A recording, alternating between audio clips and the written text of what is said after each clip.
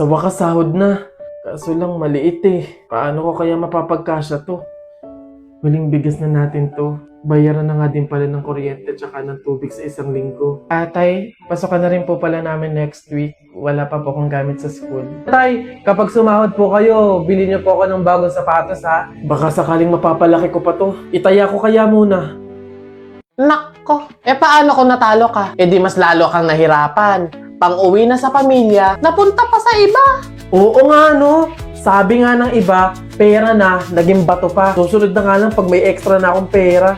Pero teka, sino ka? Okay, sir. Noted. Sisend ko agad. Daming trabaho. Tagal pa ng sahod. Baka mag-break time na nga lang muna. Magkano dito sa rice mill nyo? 50 pesos lang, may drinks ka na. Uy, sakto sa baon ko ah. Sige tayo, isang order. Uy, Jampol, ba't din ka kumakain? Doon tayo sa mall kumain, mas masarap doon. Mahal doon, di ba? Pero teka, gagawa ko ng paraan. Baka madagdagan yung pera ko sa taya. Paano kung natalo ka sa pagtaya mo? Di imbis na may pangkain ka, nagutom ka pa. Oo nga, ano na lang kakainin ko kapag wala na akong baon, di ba? Next time na nga lang kapag may sobra na akong pera. Ote, kakain ako.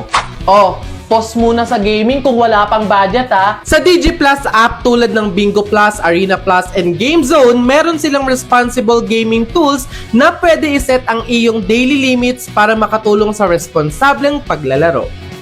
Tandaan, ang gaming dapat fun lang. Gusto nyo magaya sa akin?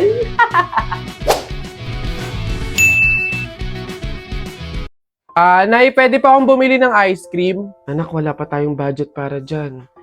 Baka kapusin tayo sa pambili ng ulam at bigas. Grabe, no? Pag-aalalahanin mo, ang hirap pala talaga ng buhay nyo noon. Tipong ice cream, wala kang pera pambili. Pero ngayong lumaki ka na, talagang masasabi mong kaya ko nang bumili ng ice cream kahit ilan pa yan.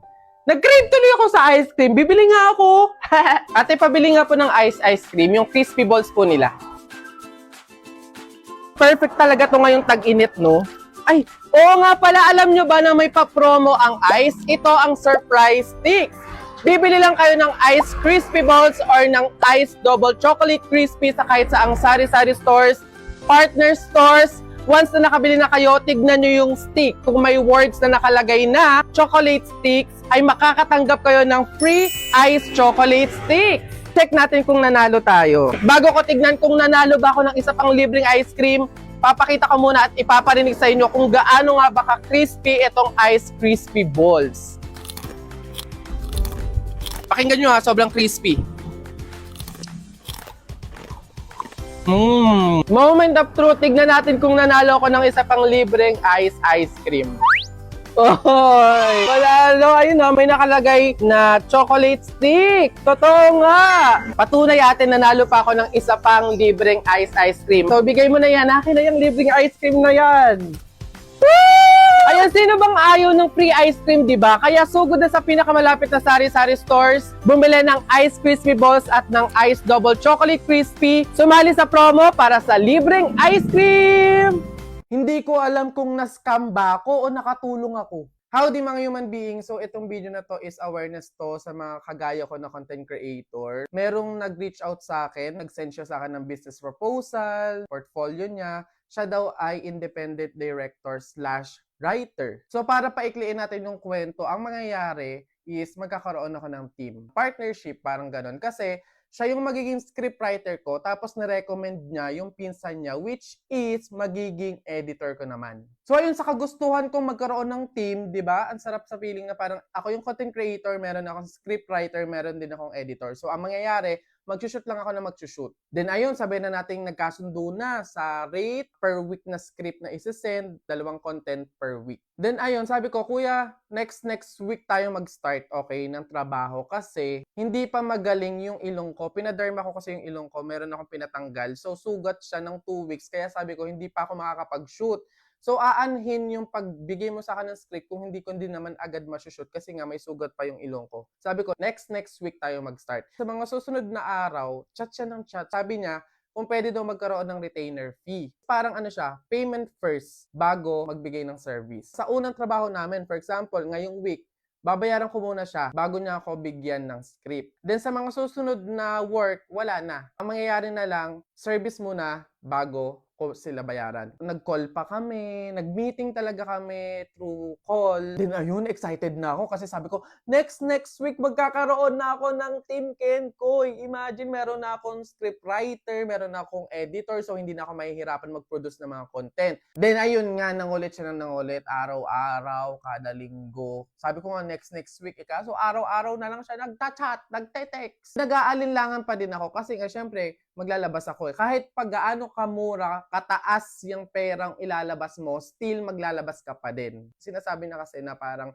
wala na daw siyang savings, wala na siyang funds, namatayan daw siya, kailangan niya ng help. Then ayun, naawa na lang ako, kaya ako sinend muna yung bayad bago niya ako bigyan ng mga content or ng script. Sabi ko, kuya, okay lang kahit wag mo muna akong masendan ng script this week and next week kasi nga hindi pa galing yung ilong ko. Pero dahil grabe naman, halos mag-iisang buwan na hindi na nagparamdam. Chinat ko siya, tinext ko siya, wala na siyang Viber, nawala na siya sa Viber. Then boogs, after mga isang buwan, wala na. Hindi na siya nagpaparamdam kahit i-chat ko, kahit i-text ko, wala na talaga. Kaya hindi ko alam kung na-scam ba ako o nakatulong ako sa mga problema niya kasi sabi niya hirap na daw siya. Hindi niya daw alam kung masasurvive niya yung isang linggo. Wala naman akong kahit anong galit, no? Sa akin lang, awareness lang sa mga content creator na kagaya ko. Hindi ko sinasabi na kapag may nag-send sa inyo, eto agad yung tinutukoy ko yung nangyari sa akin. Siguro maging aware lang tayo or wag masyadong mag-trust and magpadala sa awa. Kasi syempre at the end, ikaw pa din yung mawawalan. Ikaw pa din yung possible na maloloko. So ayun, wala na ko iba sasabihin. Kundi kung napapanood mo to, tulong ko na lang yan sa'yo. Good luck sa future. Ikaw na bahala, okay? Tingnan mo, pati hanggang huli, inisip pa rin kita. Visit ka. Basta ayun na sa mga content creator na kagaya ko, maging aware, maging matalino, sa kahit ano pang situation. Huwag magpagaya dito. Yun lang.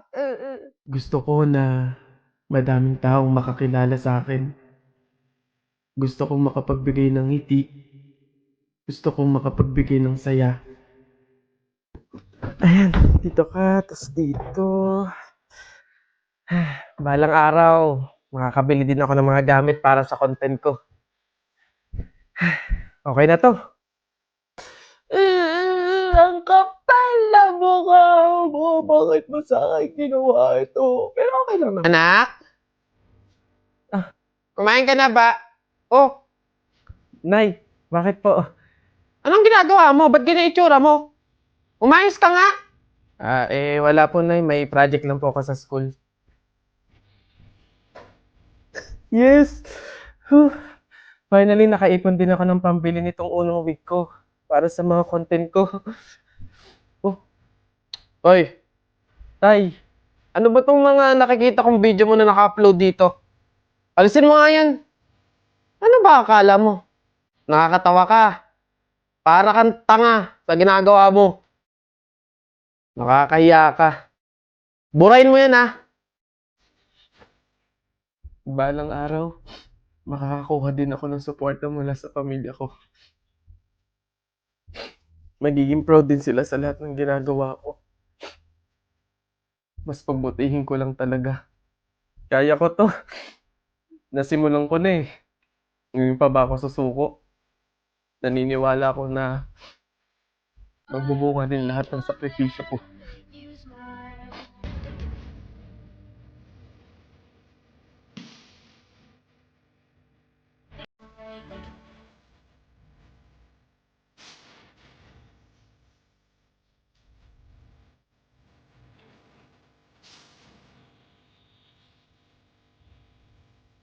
Grabe. Hindi ako makapaniwala na magagawa ko yung mga bagay na pinapangarap ko lang noon. Napakasaya sa pakiramdam na unti-unti na ako nakakausap papunta sa mga pangarap ko.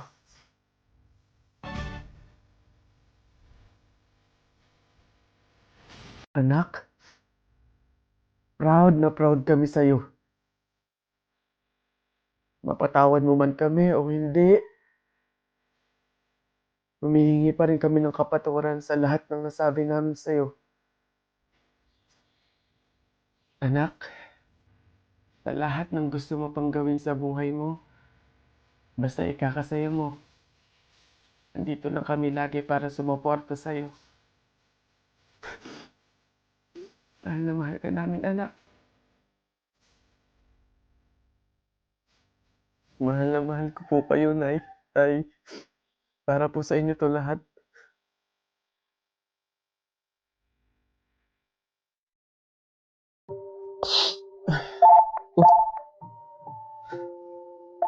Hello, Nay. Napatawag po kayo. Kamusta po? Anak, baka meron ka pang 10,000 dyan. Pang dagdag lang sana sa pang-araw-araw dito sa bahay. Nay, di ba po kakapadala ko pa lang ng 15,000 nung nakaraang linggo? Ayun na nga, naubos na eh. Nagaya kasi yung mga kumari kong mag-outing. Diyos ko. Nay naman, malaking halaga po yun. Sana naman tinipid ninyo. Hindi po ganun kadali kitain yun eh. Nay, pasensya na po, hindi po ako makakapag-abot pa ngayon. Wala din po ako. May mga bayarin din po ako dito tsaka gastusin pang araw-araw. Teka, ang yabang na itong sumagot Kung makapagsalita ka, para ang laki ng kasalanan ko Nakapag-abroad ka lang, ganyan ka na magsasagot? Puro ka lang naman pasarap dyan? Singilin kaya kita sa pagpapalaki ko sa'yo. Huwag ka mag-alala, hindi ka namin kailangan. Kaya namin nang wala ka. Sobra naman ho kayo, Nay. Hindi naman po ganun kadali magtrabaho dito sa abroad eh. Kasi lahat salo-salo mo. Yung kapag nahihirapan ka, yung may sakit ka, nalungkot ka, wala. Ikaw lang mag-isa. Wala kang katulong, wala kang karamay. Pero Nay, bakit ganun? Yung isang beses ka lang hindi nakapagbigay pero parang buong pagkatao ko na yung hinisgahan ninyo. Itong pag-a-abroad ko, Nay, kayo naman po yung may gusto nito, di ba? Hindi po ako. Gusto ko po kasi, Nay, maging doktor talaga eh. Yung makakapagbigay ako ng tulong sa mga tao. Yung makakapaggamot ako ng libre. Yun talaga, Nay. Kaso mahirap kasi tayo eh. Kaya itong pag-a-abroad ko, pinili ko na lang to para sa inyo. Na yung pasarap po ba na sinasabi nyo, yun po ba yung kapag natanggap ko na yung sahod ko, bibili ako na kahit man lang pares ng damit? Yung pasarap po ba na sinasabi nyo, yun ba yung kapag after kong magtrabaho, magpakapagod dito sa abroad, yung kakain ako ng masarap kahit isang beses lang? Yun po ba yun, Nay? Pasensya na po kayo, Nay, Kasi minsan, sa tanang buhay ko, hindi ko naranasan yung ganun eh. Kaya yun man lang, Nay, mabigay ko sa sarili ko, maregalo ko sa sarili ko. Kasi wala naman akong choice eh. Kundi yung piliin lagi yung pamilya ko para tulungan kayo. Yun nga man lang, Nay, na kamustahin niyo ako. Kailan ko kaya ma-experience na yung tatawag kayo sa akin, yung magme-message kayo sa akin para kamustahin lang ako. Yung hindi yung manghihingi kayo ng pera, yung hihingi kayo ng ganito. Pero wala eh. Hindi ko alam, Nay. Hindi ko alam kung bakit sa kabila ng paghihirap ko, sa kabila ng pagpili ko sa pamilya ko kaysa sa pangarap ko, hindi ko alam, Nay, kung bakit ganito pa yung mga sinasabi niyo sa akin.